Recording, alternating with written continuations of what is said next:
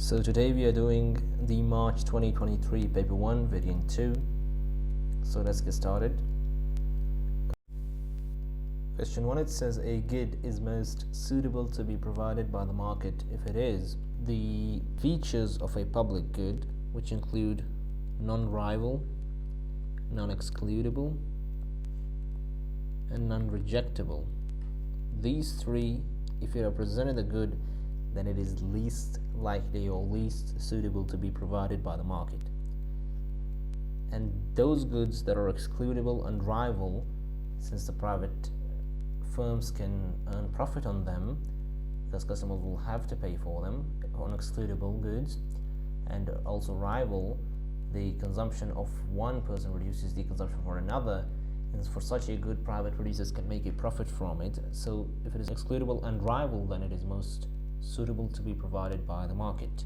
So B is our correct option.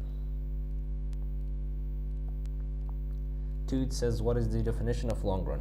Now there are 3 time periods in economics. One is the short run, second is the long run, and the third is the very long run. In the short run, only one factor of production, or at least one factor of production, can be varied. Normally it is capital or land, and the other factor of production are fixed in the short run.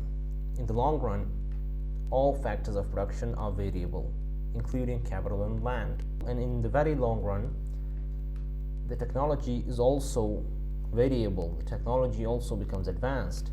So what is the definition of long run? Definitely B is our correct definition, which says the time period when all factors of production are variable.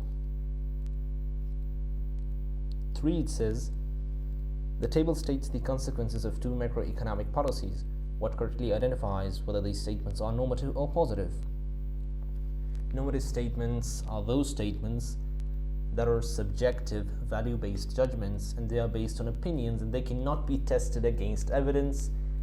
They cannot be regarded as facts. On the other hand, positive statements are those statements which can be tested against evidence, which is based on objective data. The data is factual and evidence-based. All those statements are positive statements. So a depreciation of an exchange rate will cause the balance of payments to improve. It is indeed a positive statement because it can be tested against evidence. A rise in the minimum wage rate will cause unemployment to rise. Again, this can be tested against evidence, so it is also a positive statement. So D is our correct option. 4, it says the diagram shows the production possibility curve for wheat and corn. What can be deduced from the diagram? As the price of corn falls, more of it is demanded. It's basically the law of demand. It's not related with the PPC. B says resources used in producing corn are more efficient than in producing wheat. If that were the case, the PPC will be bowed out shape like this. If opportunity cost was increasing as output increased, then a bowed out shape of the PPC would be there. But since the shape here is a linear straight line, the opportunity cost will be fixed. C, it says the opportunity cost of producing corn falls when moving from M to N. If the opportunity cost falls as more of corn is produced, then it is like this shape, which is inboat PPC. In inboat PPC, the opportunity cost falls as more of one good is produced. And in an outboat PPC, the opportunity cost increases as more of one good is produced. And in a linear PPC, the opportunity cost is fixed. The resources are equally suitable to all goods and services that can be produced with them. So they can be equally efficient for wheat, they can be equally efficient for corn. That's why no matter how much you increase the output of one certain good, the opportunity cost will remain the same. D, the opportunity cost of producing corn is constant when moving from M to N. That's our correct definition. 5, it says a supply curve is represented by the equation quantity supplied is equals to 10 plus 5p, where p is equal to the price of the product. Which price rise would cause the quantity supplied to double? Now in these type of questions, I always recommend to put the values in the answers in the question to get what is required by the question. Since they said the p is the price of the product and the requirement is the quantity supplied must double, so if initial is 1, then if we put, for example, 10 plus 5 into 1 gives us 15. And if price were to increase to 2, then 10 plus 5 times 2 gives us 20. So the quantity has not doubled in option A.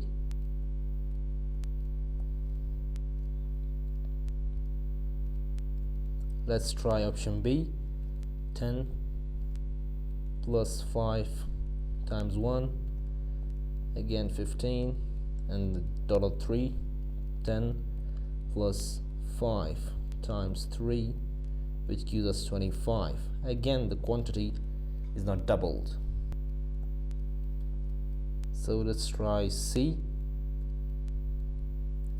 10 plus 5 times 1 gives us 15.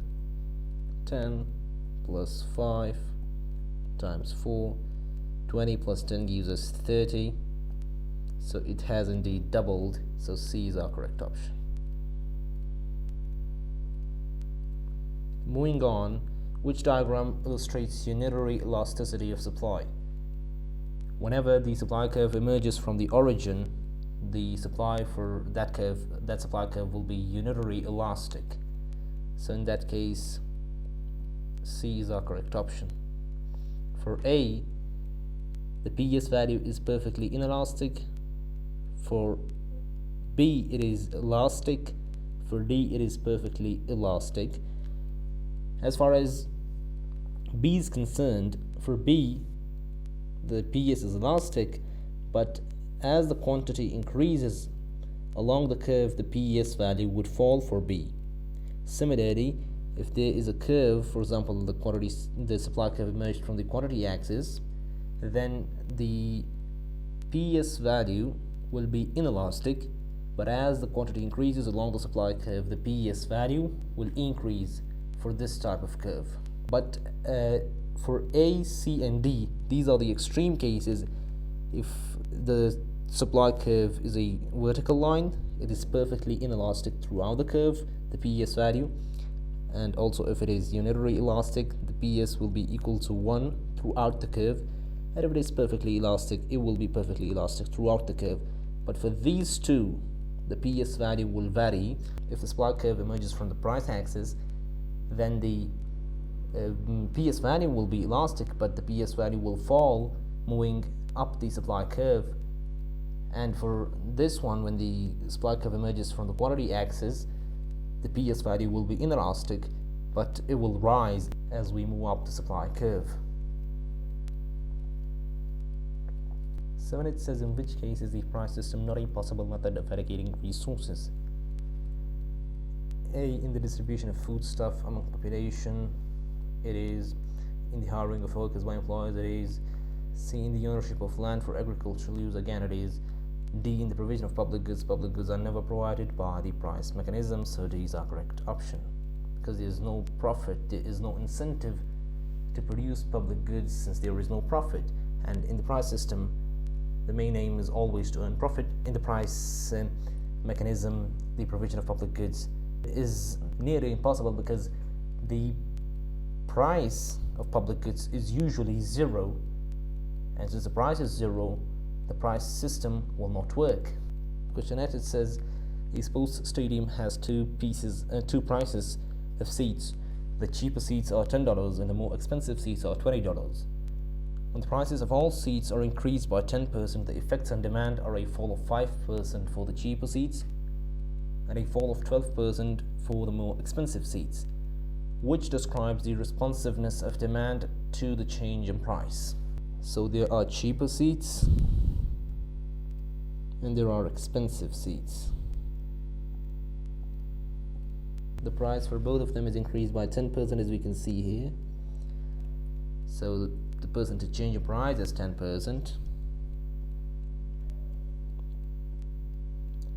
The effects of demand are a fall of 5% for the cheaper seats. So for the cheaper seats, the demand falls by 5%. The PD value for cheaper seats will therefore be equal to 0.5.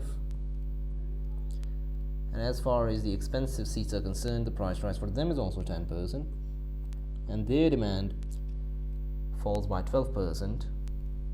As we can see here, 12 divided by 10 gives us 1.2 PED. Now cheaper seats is indeed inelastic. A PED value below 1 is inelastic, so since it is 0.5, it is inelastic. C and D can be correct.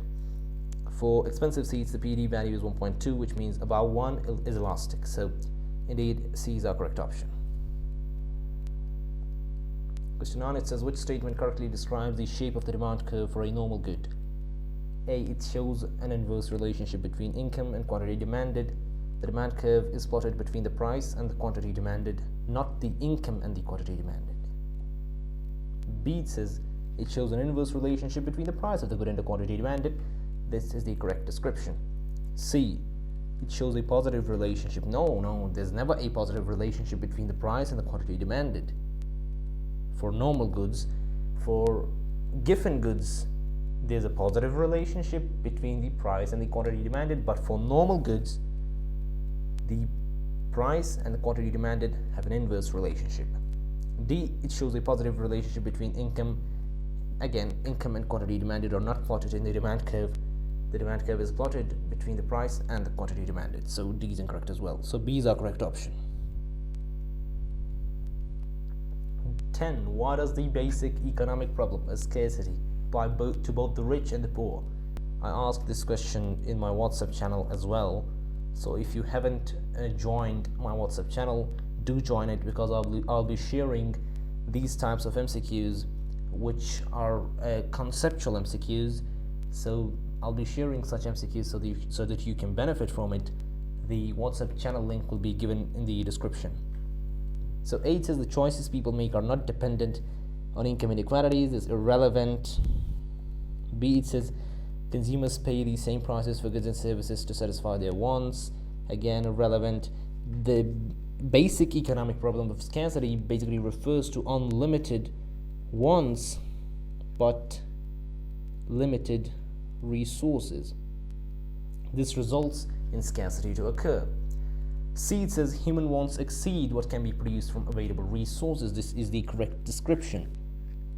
Since the human wants never end, they are unlimited, but the available resources are fixed. The fixed resources can never fulfill the unlimited wants. This results in scarcity to occur. And no matter if the individual is rich or poor, the basic economic problem will affect him. The real meaning of basic means it applies to everyone. That's why we say it's the basic economic problem, no matter if the person is rich or the poor. So C is the correct answer. D, natural resources are unevenly distributed among nations. Again, irrelevant, incorrect. 11, it says butter and buttermilk are goods in joint supply. Supply curves in both markets slope upwards to the right. Obviously, they'll slope upwards. Health concerns cause people to reduce their consumption of butter. What are the initial consequences of this for supply in the markets for butter and buttermilk?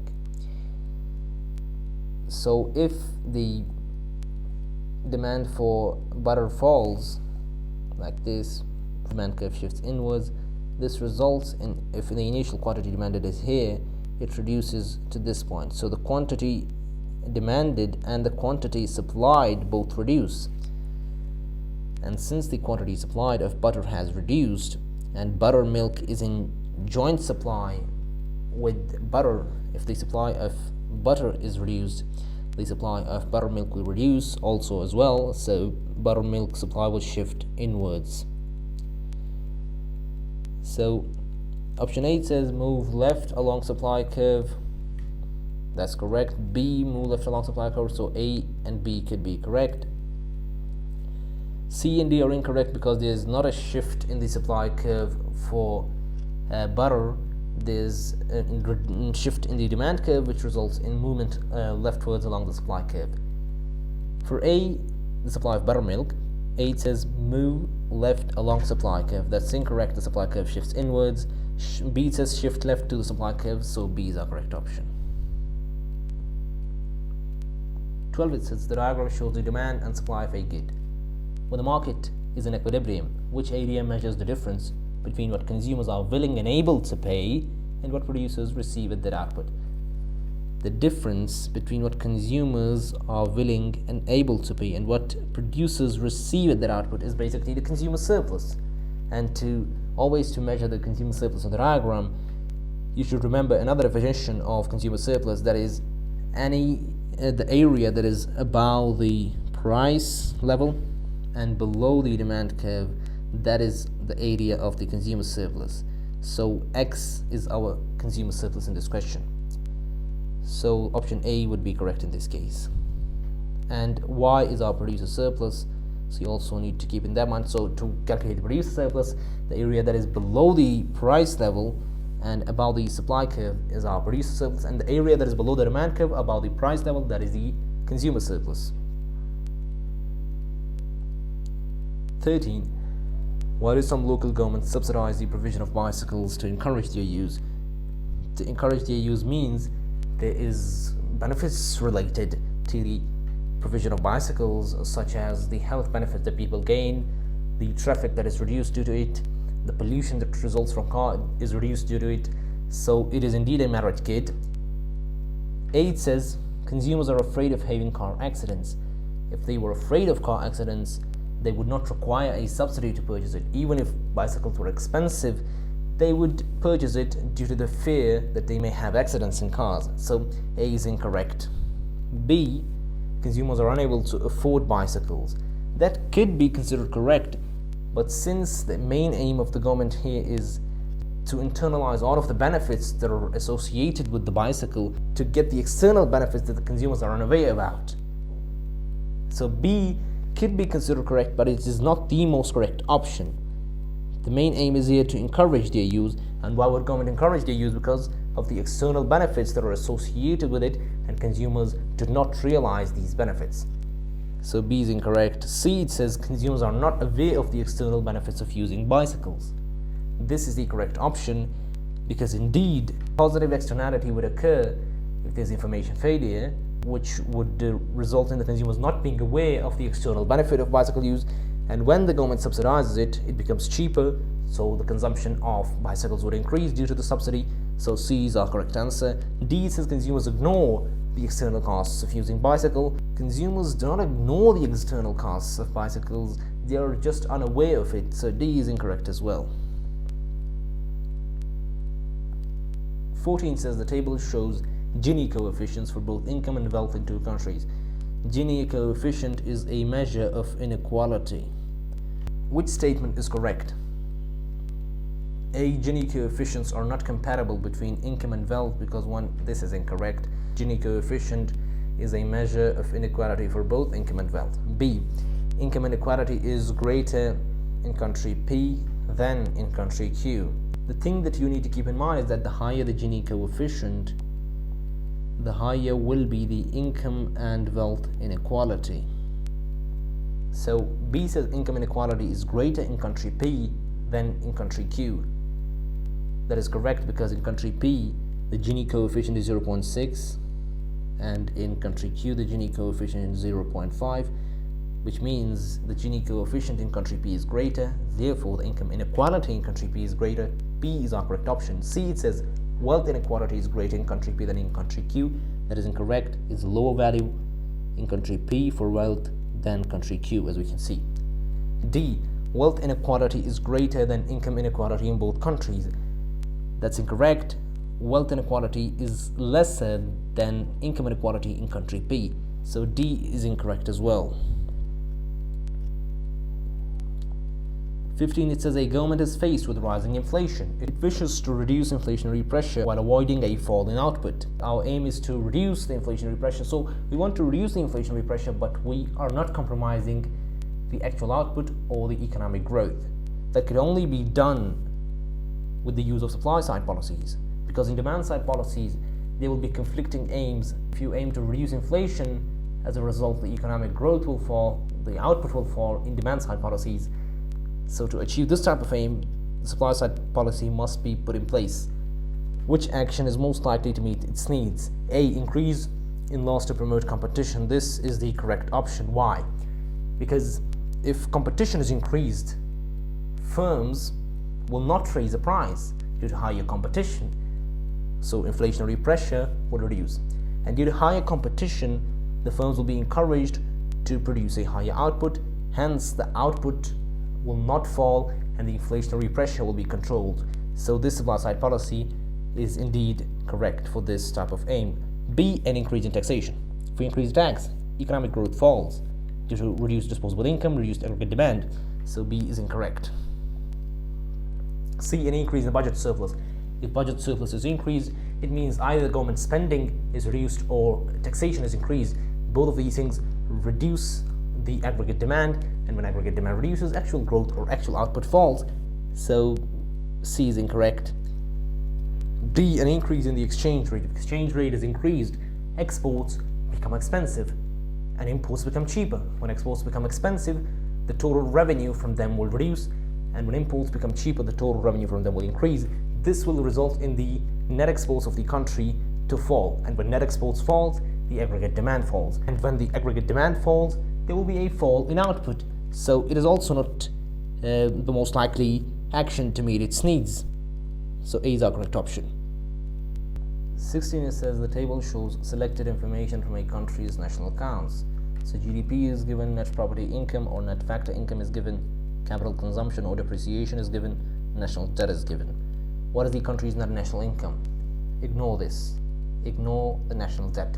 It is just given to confuse the student, to confuse him so that he arrives at a wrong answer.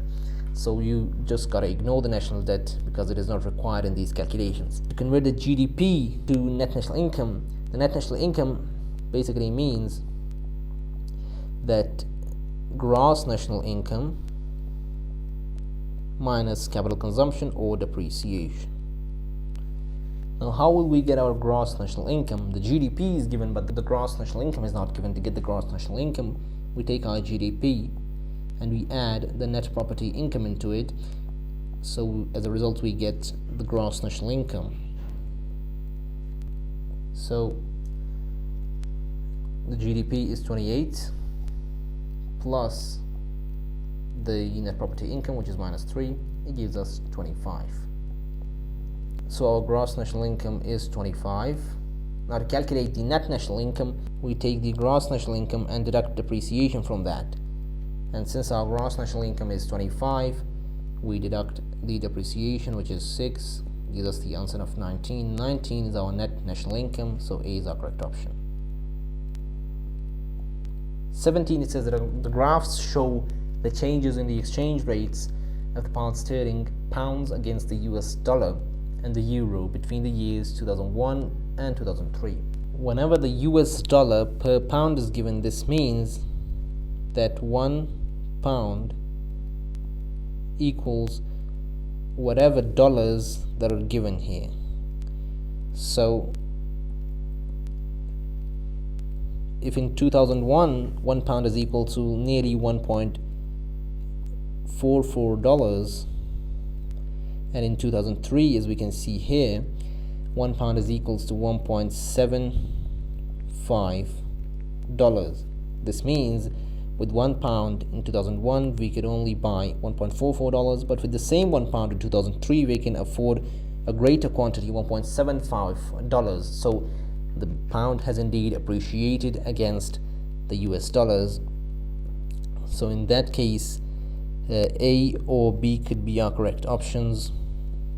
As far as the second graph is concerned, they've given pound per euros.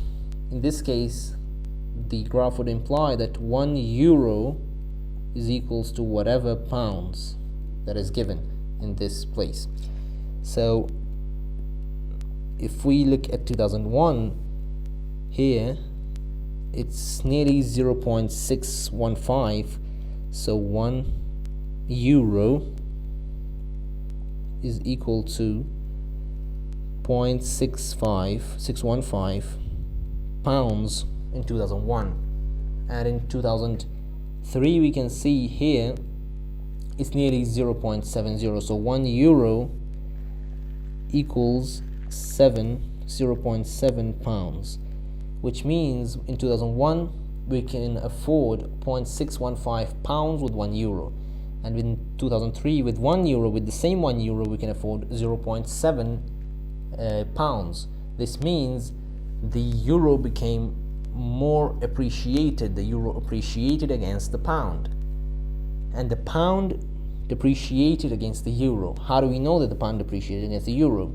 As we can see, with the 0.615 we could afford €1 in 2001, and in 2003 with 1.7 pounds we could afford the same €1, which means initially we only required 0.615 to get €1, and now in 2003 we require more of the pound to purchase the same €1. This means that the pound has depreciated against the euro.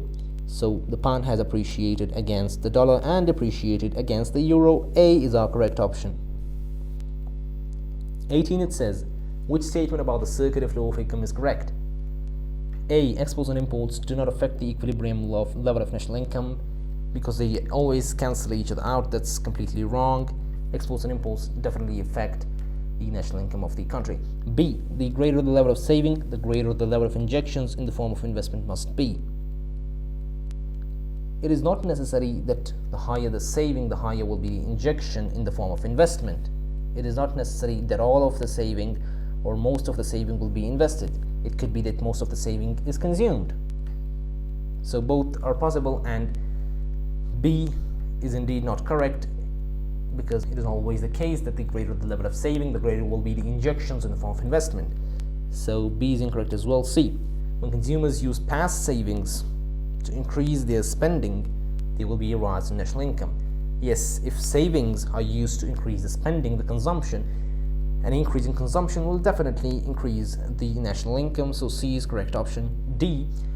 When a government increases withdrawals by increasing the rate of income tax, there must be an equivalent increase in injections to compensate. If the government increases the income tax and as a result withdrawal increases, it is not necessary that all of the income tax that the government has withdrawn from the circular flow of income will all be injected into the economy. It is not always the case. It is not necessary. So D is incorrect as well. 19. The graph shows a country's average annual inflation rate over a 5-year period. What can be concluded about the general price level during the 5 years? In this area, the inflation is positive, which means the price is rising, but it varies whether at a decreasing rate, at a constant rate, or at an increasing rate. So in this era, the price is rising. In this era, the price is rising at an increasing rate. In this era, the price is rising at a decreasing rate. In this last year, the rate of change in inflation becomes negative, and when the rate of change in inflation becomes negative, this means the price of inflation is falling. In other words, deflation is occurring. So A says it fell in only 1 year. That is correct. It only fell in 1 year, the price level. B, it fell in only 2 years. That is incorrect. C, it rose in only 2 years. That is also incorrect. It rose in 4 years. D, it was constant in only 1 year. It was never constant. This constant that you thinking, it is a constant rate of inflation. The price was rising, but the rate was constant. The rate at which this price was rising was constant. The price level was not constant. It was rising in this area. So D is incorrect as well. 20. In an economy, wages and prices are both rising, but wages are rising faster. Which features are likely to exist in this economy? Cost push inflation will exist, because if wages are rising, producers' cost will rise, and when their cost rises, they pass on this cost on to the consumers in the form of prices, resulting in cost push inflation. So C or D could be correct. Secondly, rise in real incomes. There's the rise in wages and there's the rise in prices, but wages are rising faster. This means the rise in wages is greater than the rise in prices. This will result in the real incomes to increase, because the inflation is smaller than the increase in nominal income, resulting in the real income of the people to increase. So D is our correct option. 21. The diagram shows the aggregate demand and long-run aggregate supply curves for a country. X is the original equilibrium position. So X is this one, and this will result in this demand curve and this supply curve.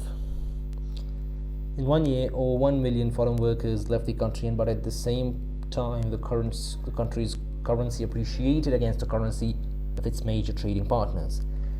So if 1 million foreign workers left the country, the productive potential of the country will fall, which will shift the long-run aggregate supply curve inwards to LRAS3. Secondly, the country's currency appreciated against the currencies of its major trading partners. As a result, the exports will become expensive, imports will become cheaper, and when exports become expensive, their total revenue falls, and when imports become cheaper, their total revenue increases, assuming that they both have elastic demand, which will result in the net exports to fall, and when net exports falls, the aggregate demand falls, so aggregate demand will shift inwards to 83. As a result, the new point attained here is C, so C is our correct option for 21. 22, it says what is most likely to cause a rise in the country's exchange rate. If direct taxes falls, people will have more income, and more income means they will demand more imports, and when they demand more imports, the outflow or the supply of the currency will increase, and when the supply of the currency increases, the exchange rate falls, so A is incorrect. B says a fall in its export orders. If export orders fall, the demand for the currency falls. When the demand for currency falls, the exchange rate falls, so B is incorrect. C, a rise in its interest rates. If interest rates rise, the income of people fall, and they demand less imports. And when they demand less imports, the supply of the currency reduces, which results in a fall in the exchange rate. And secondly, if there's a rise in interest rates, more people from abroad will save in the country's currency because they want to get a higher return on investment, and when they save in the country's currency, they demand more of the country's currency, which results in an increase or a rise in the exchange rate. So C will indeed lead to a rise in the exchange rate. D, a rise in its imports. A rise in imports means supply of the currency increases. Increased supply means a reduction in the exchange rate, so D is incorrect as well. 23, which change affecting the foreign exchange market for the US dollar would be most likely to result in a shift to the right of the demand curve and a movement along the supply curve? So by this statement, he's implying that the demand curve is shifting to the right, outwards, and there's a movement along the supply curve. A, the US government reduces subsidy on exports to the EU.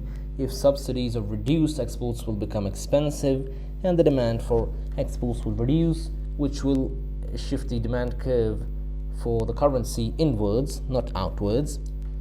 B, foreign currency speculators in Switzerland believe that the US dollar is undervalued and act accordingly. If the speculators in Switzerland believe the US dollar is undervalued, they'll assume its price or its exchange rate to increase in the future.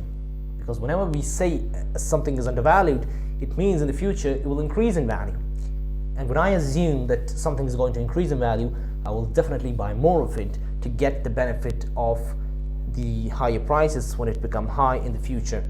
So the demand for the US dollar would increase in this case, so B is our correct option. C, it says the US government intervenes in the foreign exchange market so as to bring about a drop in the value of the US dollars. A, outward shift will not bring a drop in the value, it will increase the value of the US dollars, so C is incorrect. B, D, US pharmaceutical companies experience a fall in demand for their products from the rest of the world. A fall in the demand of exports. A fall in the demand of exports will mean there is lesser demand for the currency, so the demand will shift inwards, not outwards to the right. So D is incorrect as well. 24. What can be best understood from a knowledge of a country's terms of trade? Terms of trade means index of export prices divided by index of import prices times 100. A, its balance of payment performance, not at all. The purchasing power of its exports, yes, it measures the price of exports relative to the price of imports. It basically measures how much of imports can be bought with this amount of exports. So it basically, yes, it does measure the purchasing power of exports, so B is our correct option. C, the standard of living, not again. D, the value of its real exchange rate, definitely not. 25, a company produces goods for export only. Which change could cause a rise in the price of its goods while the quantity sold is unchanged? So the quantity sold here is unchanged, and there is a rise in the price of its goods. If the domestic workers' wages rise, the cost of production will rise, which will result in a rise in the price of its goods. So yes, this could be correct. Foreign consumers' wages rise. Even if there's a rise in the price of the good, they will demand the same quantity, so the quantity sold will be unchanged. So for this to occur, that there's a rise in the price of a good, but still the quantity sold is unchanged, the foreign consumers' wages must rise. Because if the foreign consumers' wages is the same and the price rises, they will demand less of it, which will mean the quantity sold will fall. So there must be a rise in the foreign consumers' wages, so that even if the price rises, they can afford the same quantity, so that the quantity sold is unchanged. So this is correct. D is our correct option. 26. Under which current conditions will supply side policy measures be most likely to achieve a country's key macroeconomic goals? The answer would be high unemployment level and rising price level. So let's draw a diagram to make it more understandable. So if we shift the supply curve outwards with the supply side policy, the initial unemployment at this point is higher, and due to the shift outwards, the unemployment reduced. And also the price level at this point is higher due to the outward shift in the supply. Due to the supply side policy, the price level reduced. So a supply side policy will be effective in the case if the unemployment level is high and if the price level is rising.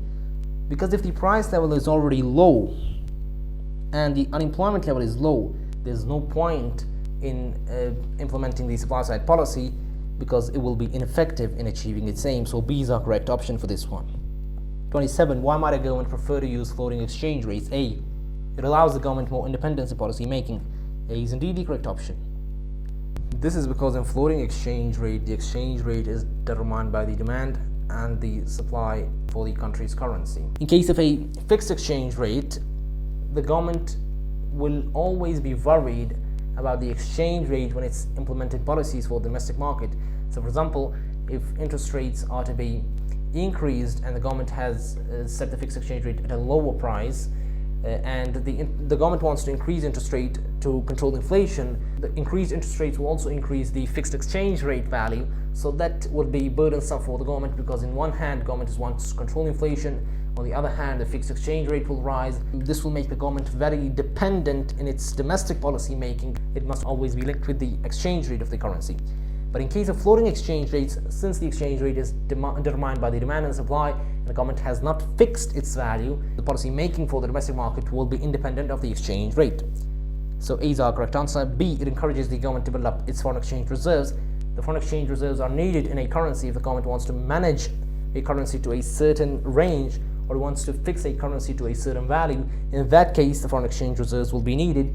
Otherwise, they are not needed, because in floating exchange rates, the exchange rate is determined by the demand and supply for the currency. B is incorrect.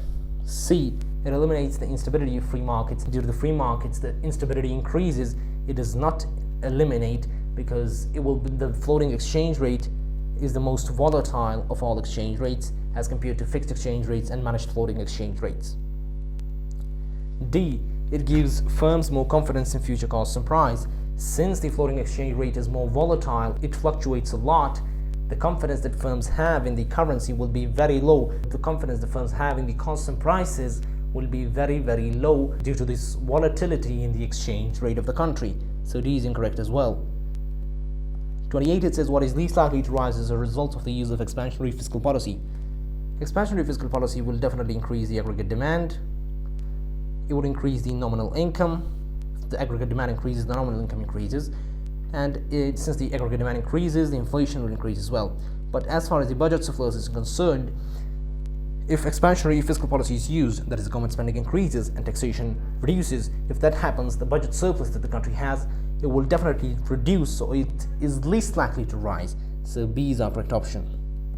29, the table shows GDP indices for a country over a 3-year period. Inflation and economic growth are two macroeconomic policy objectives. Which row gives a correct assessment of the country's achievement of these two objectives over the period? The money GDP, the nominal GDP, rose by 7% in year 2, and the real GDP rose by 5% in year 2. This means that the rise in nominal GDP was greater than the rise in real GDP. The rise in real GDP was smaller than the rise in nominal GDP.